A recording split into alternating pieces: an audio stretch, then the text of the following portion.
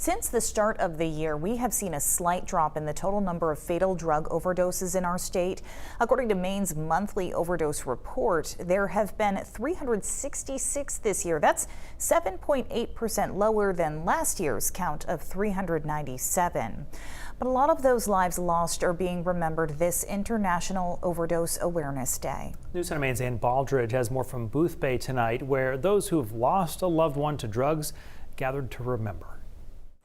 I lost my son, my only child, on September 7, 2012, to an accidental heroin overdose.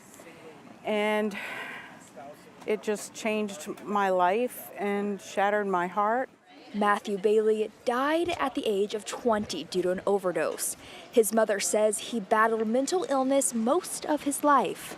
He had had several hospitalizations, close to 16 to be exact, between 8th grade and passing at 20. 3 months after he passed, his fiancée, who was also struggling with substance abuse, was also struggling with his loss. She was just so lost without him. It was not a suicidal attempt, but she died from the similar overdose from heroin accidentally. And we distribute naloxone to the community. In honor of National Overdose Awareness Day, Larissa Hannon put on today's event. I think it's really important to start to acknowledge that we don't have enough support systems built into our communities. In Lincoln County specifically, we're craving some treatment facilities, ways to better support people who really want to enter recovery, and they're just not in that place yet.